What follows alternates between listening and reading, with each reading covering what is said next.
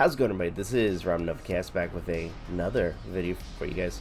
And, well, to an extent, I want to do a quick review of a show that I recently got a chance to watch on Netflix. That, of course, being Cyberpunk, Edgerunner. Now, for those who don't know, this kind of follows in the same realm as the video game, Cyberpunk 2077, where you follow your character, V, your created character, and them trying to, find a way to survive after, near-death experience and having a AI, taking over your body. That's basically the premise of Cyberpunk 2077. For Edgerunner, this is a side story, which I want to say kind of is close to the same time that the game is, or is at, to an extent, where you follow this character by the name of David, and after the death of his mother, and also having in possession a body augmentation, or cybernetic augmentation, I should say. He ends up, installing this into himself, as well as going on the streets and becoming a edgerunner or cyberpunk. And to an extent, it is honestly a fairly good show, which unfortunately a lot of people may not want to be motivated to watch it, I will say. But and that is mostly because of what happened with the game when it was first launched. But to an extent, it is creative.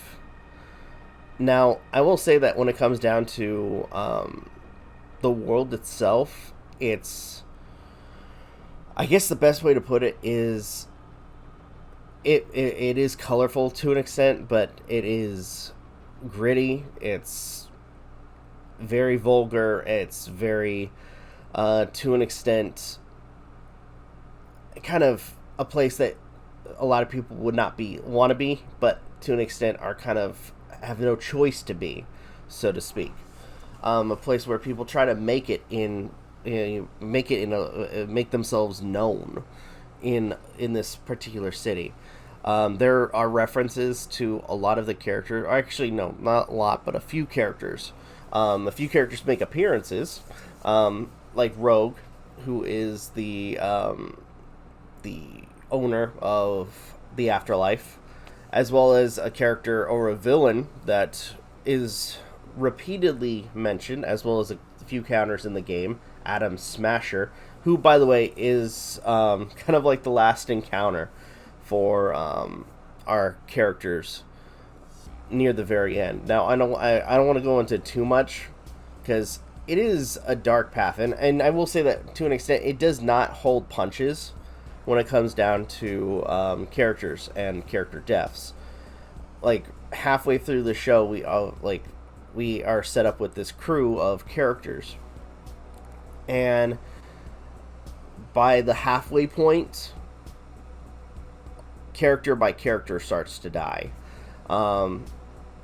And again, I'm not going to go into too much and who dies like first or last. But all in all, it is, it's screwed up. Now, they do also go into, I guess, and one of the bigger themes of this whole thing too is something that was recurring, at least for a side quest for Cyberpunk, was cyberpsychosis, which is a thing that was created in the game, where you have certain individuals who've augmented themselves so much that they go through some kind of psychosis due to all of the cybernetics that they have implanted into themselves. They go crazy.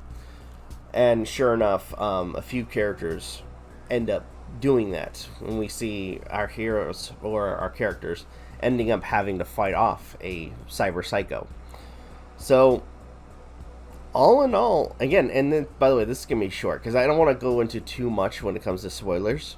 I ask you guys to, like, if you have Netflix, go check it out, because honestly, it is a very, very, very interesting show. And as I said before, does not hold any punches when it comes down to what it's about, and to an extent of characters, especially when it comes to character deaths. So, all in all, I'm gonna give this a. I want to give this a 9 out of 10 when it comes down to rating. And I say that because what's me personally, and I've noticed this lately with a lot of anime, where it's like the half seasons, so to speak, where originally you would have seasons that would run up to like maybe 24 episodes. Now we're getting like to like 10 or 12, which is kind of upsetting, because I feel like there could have been more done with this, but we didn't get that, which sucks. But anyways, 9 out of 10. I really enjoyed it. And yeah, Cyberpunk Edgerunners. Go watch it. And with that, I think I'm going to go ahead and end the video here. Thank you guys so much for watching. Truly appreciate it. If you guys can, please leave a like, comment, share, subscribe, all the good stuff. If you guys want to follow us on social media, links are in the description down below, as well as check out our daily content and the weekly podcast. With that being said, this is Rob Novakast signing off. Have a good one, take care, and I'll see you guys in the next video.